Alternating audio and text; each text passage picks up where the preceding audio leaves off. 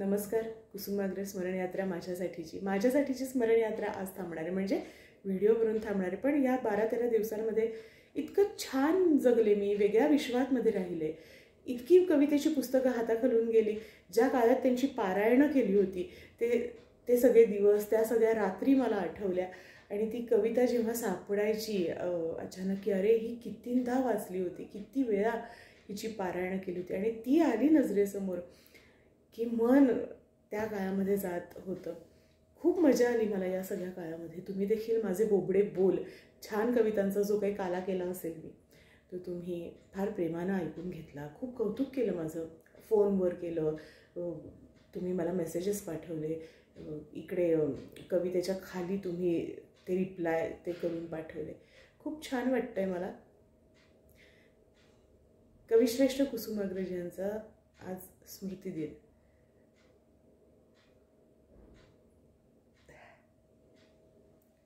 नाटकाचा प्रवेश जेव्हा संपतो, शेवटचा प्रयोग आणि शेवटचा प्रवेश, काय वाटत असेल? तशी भावना आहे माझ्या मनात, आणि नेमकी तशी कविता मला सापडली आहे. सौमित्रची कविता आहे, आणि तरीही मी मधली. गांधी विरुद्ध गांधी या नाटकाचे शेवटचे 3 प्रयोग चालू असताना ही कविता त्यांनी लिहिली, असा खाली उल्लेख आहे त्याच्यामध्ये. हरिलाल असं नाव आहे कवितेचं. खूप उशिरा ओळख पटत जावी एखाद्याची, तसे जाता जाता एकमेकांना आवडू लागलेलो आपण. जाता जाता एकमेकांना आवडू लागलेलो आपण. तूच सांग, मी तुला निरोप कसा देऊ?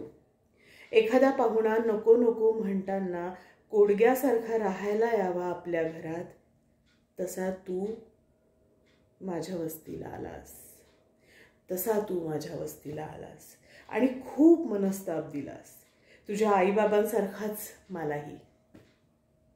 माझ्यातल्या सगळ्या सवयी, सगळ्या व्याधी, सगळ्या वेदना पाहून तुला ओळखीचं वाटलं असेल कदाचित माझं शरीर.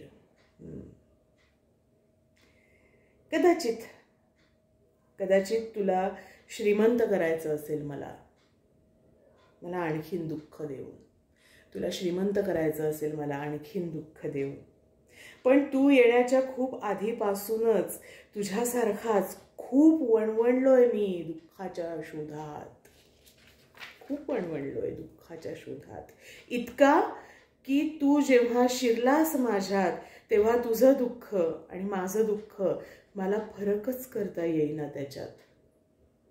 म्हणूनच लोक मला तू समजू लागले, आणि तुझा लौकिक इतका की हळूहळू लोक मलाही ओळखू लागले. आणि आता माझ्या भोवताली ही माणसांची गर्दी तू जमवलेली. उद्याही मला विचारतील कसा आहेस तू कसा आहेस, तेव्हा मी काय उत्तर देऊ तिला? मला माणसांनी समृद्ध करून जाणारा तूच सांग. मी तुला कसा निरोप देऊ? मी तुला माझ्यातून जायला सांगत नाही, आणि अजून थोडा वेळ थांब म्हणून राहायलाही सांगत नाही. इतकी मला आता तुझी सवय झाली आहे. आता तुझं असणं नसणं माझ्यासाठी एकाच प्रकारचा मनस्ताप. पण तरी तू का आवरू लागलायस माझ्यातलं तुझं एक सामान? का आवरू लागलायस? का गुंडाळू लागलायस प्रवेशच्या प्रवेश पानांसकट? का करू लागलायस बांधाबांध तासागणिक वर्षांची? उद्या परवा तू अखेरचा पडदा पाडशील आपल्या दोघात आणि चालू लागशील दूरची पायवाट, तेव्हा बाहेर जाताना लहान मूल जसं मागे लागतं तसा मी तुझ्या मागे लागू? मी तुझ्याकडे काही मागू? उद्या परवा तू अखेरचा पडदा पाडशील आपल्या दोघात आणि चालू लागशील दूरची पायवाट, तेव्हा बाहेर जाताना लहान मूल जसं मागे लागतं तसा मी तुझ्या मागे लागू? मी तुझ्याकडे काही मागू? प्रयोगागणिक मला लहानचा मोठा करत जाणारा तूच सांग. मी तुला कसा निरोप देऊ? उन्हात वणवण फिरताना मला तुझी आठवण येईलच. आईच्या डोळ्यात बघताना माझ्या काळजात धस्स होईलच. तुझा चेहरा विरला तरी तुझी चाहूल राहीलच. तुझा चेहरा विरला तरी तुझी चाहूल राहीलच. पण मित्रा, एक सांग, कुठे जाशील? काय करशील? कसं राहशील? तसा आहेच भणंग मीही, पण जाता जाता मला आणखीन भणंग करत जाणारा तूच सांग, मी तुला कसा निरोप देऊ? सांग. उत्तर काय? माहिती असतील तर काय मग. कोरडे नक्षत्र प्रकाश होळकर यांच्या 2 कविता वाचणार आहे आज. थोड्या वेगवेगळ्या कविता वाचणार आहे.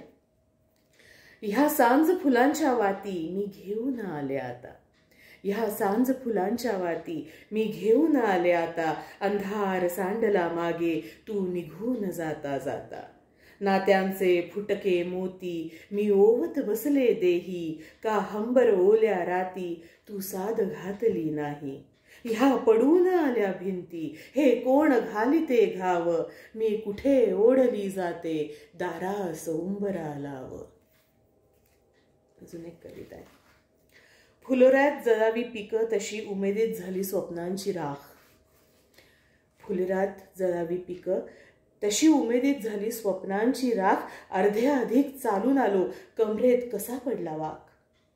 खपली खालची ओल सुकावी तसे जिव्हाळे तुटत गेले. फाटक्याला फाटके जोडत गेलो तर पुन्हा पुन्हा फाटून आले. फाटक्याला फाटके जोडत गेलो तर पुन्हा पुन्हा फाटून आले. कळत नकळत धुई पसरून गेली आयुष्यात. कळत नकळत धुई पसरून गेली आयुष्यात. आता झटकता झटकता हातही अपुरे पडतात. हे सारं झटकून आयुष्य उजळेल अशी आशा उरली नाही. मुळ्या उघड्या पडल्या तरी माती लोटणं होत नाही. मुळ्या उघड्या पडल्या तरी माती लोटणं होत नाही. जोगिया कविता वाचणार आहे ग. दी माडगुळकरांची.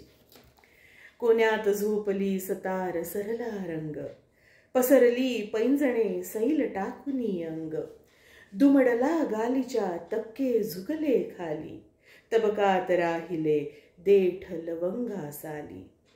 झुंबरी निळ्या दीपात ताठली वीज. का तुला कंचनी अजूनी नाही नीज.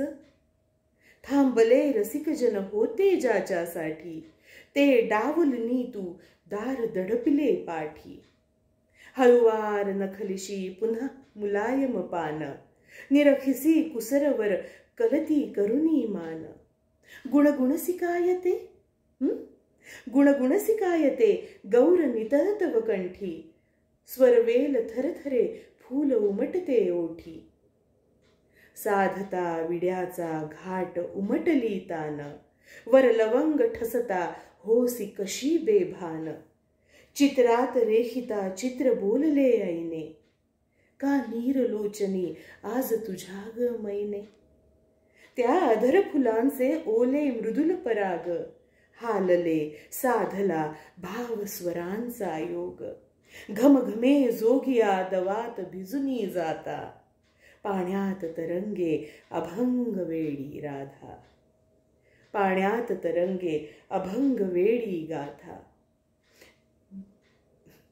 मी देह विकुनिया मागुनी घेते मूल. मी देह विकुनिया मागुनी घेते मूल. जगविते प्राण हे ओपुनिया अनमोल. रक्तात रुजविल्या भांगेच्या मी बागा. ना पवित्र देही तिळा एवढी जागा. शोधित एकदा घटकेचा विश्राम. भांगेत पेरुनी तुळस परतला श्याम. सावळा तरुण तो सावळा तरुण तो खरंच ग वनमाळी. लाविते पान तो निघून गेला खाली. अस्पष्ट स्मरे मज वेडा त्याचा भाव.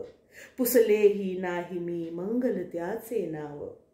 बोलला हळू तो दबकत नवख्या वाणी. मम प्रीती आहे जडली तुझवर राणी. नीतीचा उघडला खुला जिथे व्यापार.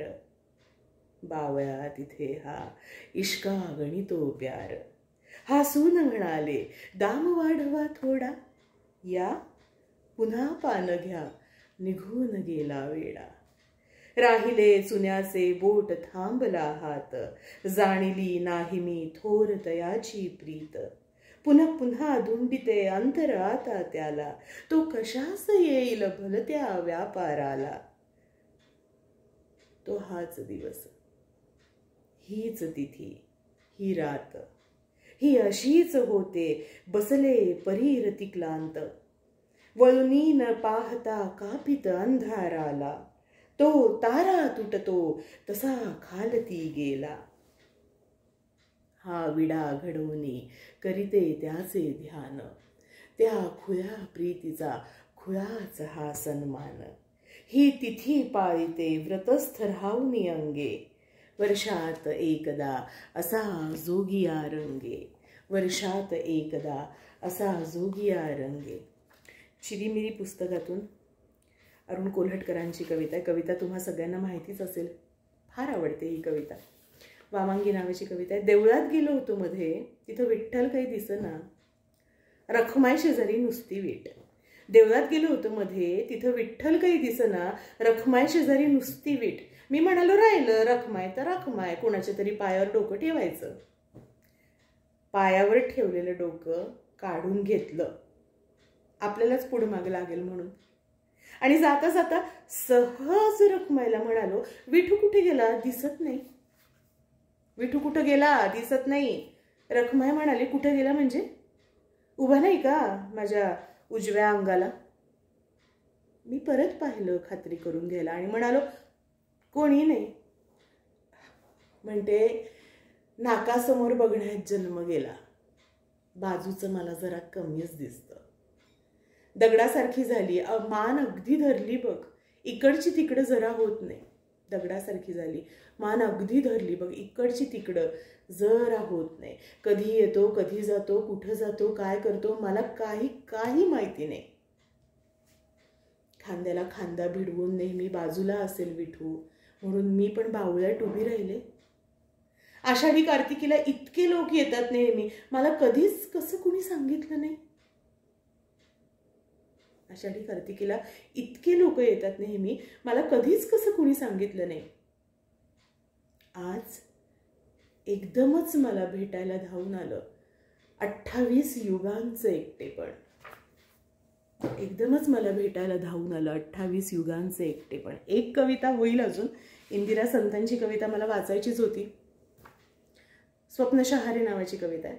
या सगळ्या कवितांपेक्षा थोडी वेगळी, आनंदी ऊर्जा आणि काहीतरी असेल कुठेतरी असणार जे आपल्यासाठी असणार ते.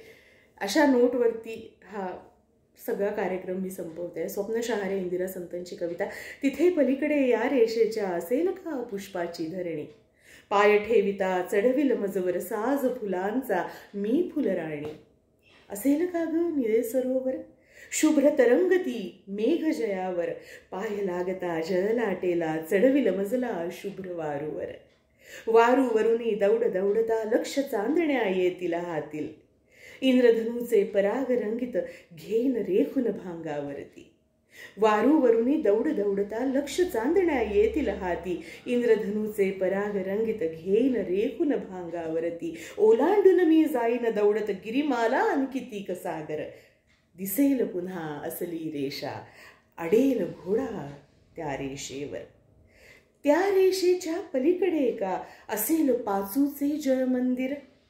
असेल का ग खरंच तिथे राजपुत्र नयन मनोहर. बघुनी मजला मंदिरातून येईल का ग लगबग धावत. घोड्यावरुनी घेता उतरून म्हणेल का युवराज्ञी स्वागत. तिथे पलीकडे त्या रेषेच्या असेल का ग खरेच सारे. डोळ्यांमधले मोर नाचले फुलवून थैथे स्वप्न शहारे. धन्यवाद.